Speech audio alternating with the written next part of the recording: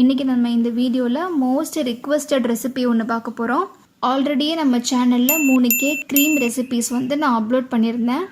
எனக்கு மேக்ஸிமம் வந்த கமெண்ட்ஸ் எல்லாமே விஸ்க் யூஸ் பண்ணாமல், எலக்ட்ரிக் பீட்டர் எதுவும் யூஸ் பண்ணாமல், ஸ்பூனில் அப்படி இல்லைனா மிக்ஸி ஜாரில் எந்த மாதிரி கேக் க்ரீம் பண்ணலாம், அதாவது எந்த மாதிரி கேக் ஐசிங் பண்ணலாம் அப்படின்னு சொல்லி நிறைய டவுட்ஸ் கேட்டிருக்கீங்க. அவங்களுக்கான வீடியோ தான் இது. கண்டிப்பாக உங்ககிட்ட எலக்ட்ரிக் பீட்டர் இல்லை விஸ்க் இது ரெண்டுமே இல்லைன்னா நீங்களும் இந்த ரெசிபியை தாராளமாக ட்ரை பண்ணலாம். இப்போது இது எப்படி பண்ணுறதுன்னு பார்க்கலாம்.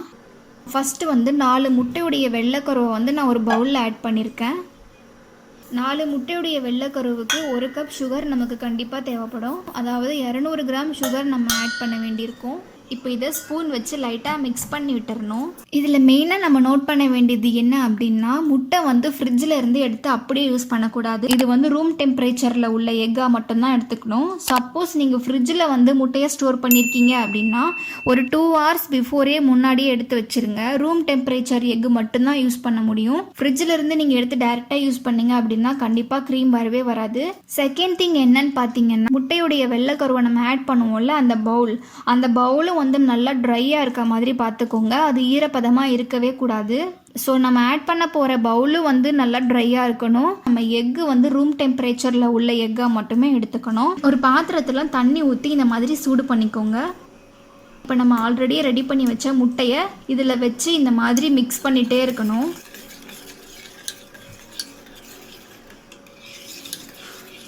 நம்ம ஆட் பண்ண 1 கப் சர்க்கரை நல்லா கரையிற அளவுக்கு இந்த மாதிரி நல்லா கலரி விட்டுட்டே இருக்கணும்.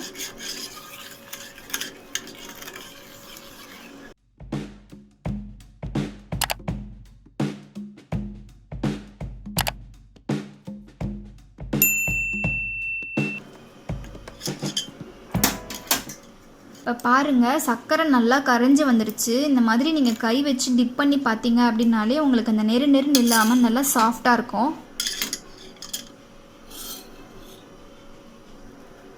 அடுத்து இந்த முட்டையை 10 நிமிஷம் ஆற வச்சுட்டு ஒரு மிக்ஸி ஜாரில் ஆட் பண்ணிக்கணும்.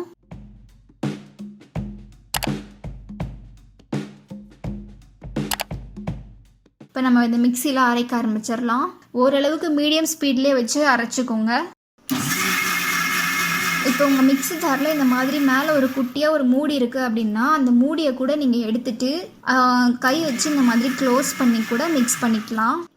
சப்போஸ் உங்ககிட்ட இந்த மாதிரி ஜார் மூடி மேலே ஒரு சின்ன மூடி இல்லை அப்படின்னா பரவாயில்ல. மிக்ஸியை ஆஃப் பண்ணிவிட்டு ஜார் மூடியை ஓப்பன் பண்ணி கொஞ்சம் விட்டுட்டு மறுபடியும் அப்புறம் வரைங்க.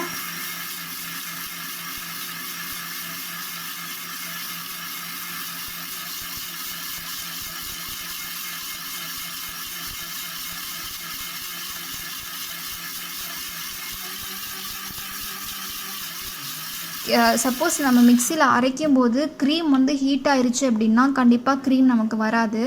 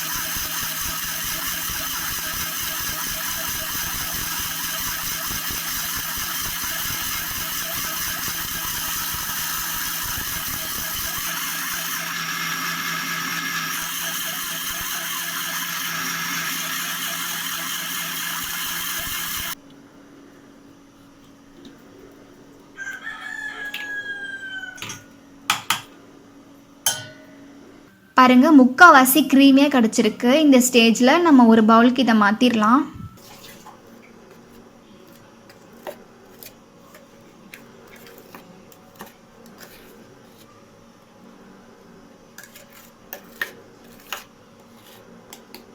இப்போ ஒரு கரண்டி வச்சு ஒரு 10 மினிட்ஸ் நல்லா பீட் பண்ணிக்கணும்.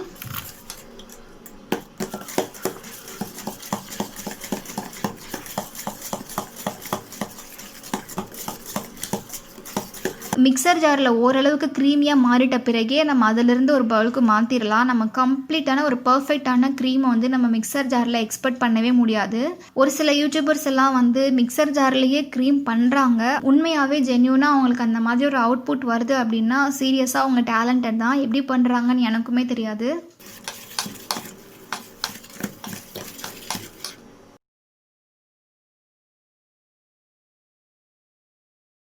பாருங்கள், பீட் பண்ணவே நமக்கு நல்லா க்ரீம் வந்திருக்கு.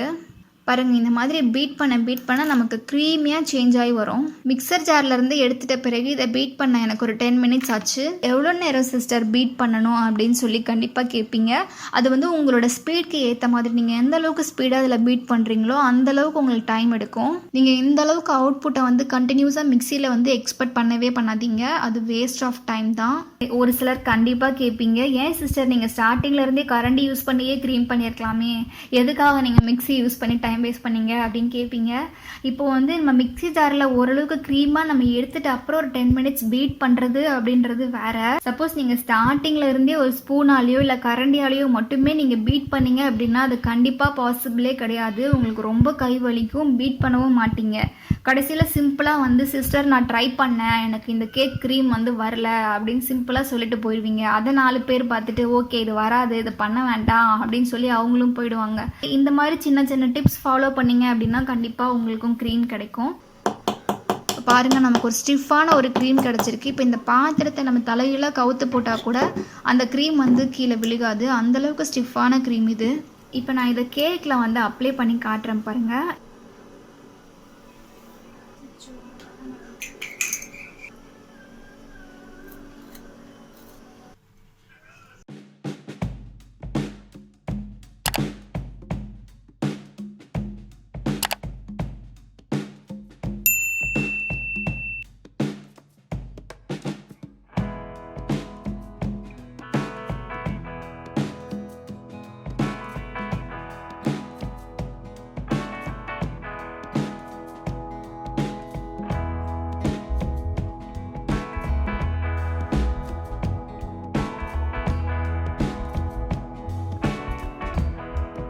நீங்கள் இந்த வீடியோவை இவ்வளோ நேரம் பார்த்ததுக்காக உங்களுக்கு போனஸ் ரெசிபி ஒன்று சொல்கிறேன். உங்களில் ஒரு சிலருக்கு கிளேஸ் அப்படின்னா தெரிஞ்சிருக்கும். கிளேஸ் அப்படின்னா ஒன்றும் இல்லை, கேக் மேலே வந்து ஒரு லிக்விடாக ஒன்று ஊற்றுவாங்க.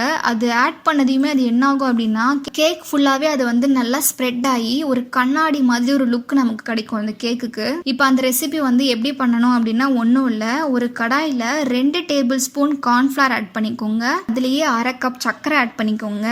3 ட்ராப்ஸ் வந்து வெனிலா எசன்ஸ் இருந்தால் ஆட் பண்ணிக்கோங்க, இல்லைன்னா அது ஆப்ஷனல் தான். அடுத்து ஒரு 3/4 கப்பு தண்ணி ஆட் பண்ணிவிட்டு இது 3 லைட்டாக மிக்ஸ் பண்ணிக்கோங்க. அதுக்கப்புறம் அந்த பாத்திரத்தை அப்படியே எடுத்துகிட்டு போயிட்டு அடுப்பில் வச்சு கலரிட்டே இருங்க, கட்டி சேராமல் நல்லா கலரிட்டே இருங்க. இப்போ கடைசியில் அதில் ஃபுட் கலர் கூட நீங்கள் ஆட் பண்ணிக்கலாம். எல்லோ கலர் ஆட் பண்ணிக்கலாம், இல்லைனா வந்து ரெட் ஆட் பண்ணிக்கலாம், க்ரீன் ஆட் பண்ணிக்கலாம். உங்களுக்கு என்ன கலர் கேக் வேணுமோ அதுக்கேற்ற மாதிரி நீங்கள் ஃபுட் கலர் ஆட் பண்ணிக்கலாம் தாராளமாக. சப்போஸ் உங்களுக்கு சாக்லேட் ஃப்ளேவரில் கிளேஸ் வேணும் அப்படின்னா நீங்கள் ஒரு 1/2 கப் கொக்கோ பவுடரை இதில் ஆட் பண்ணிவிட்டு அதையும் நல்லா மிக்ஸ் பண்ணிட்டீங்க அப்படின்னா உங்களுக்கு சாக்லேட் ஃப்ளேவரில் ஒரு கிளேஸ் கிடைக்கும். நீங்களும் இந்த கேக் க்ரீமர் ரெசிபியை உங்கள் வீட்டில் ட்ரை பண்ணி பார்த்தீங்க அப்படின்னா அதோட அவுட்புட் எப்படி வந்திருக்குன்னு சொல்லி கண்டிப்பாக கமெண்ட் பண்ணுங்கள். Thank you so much.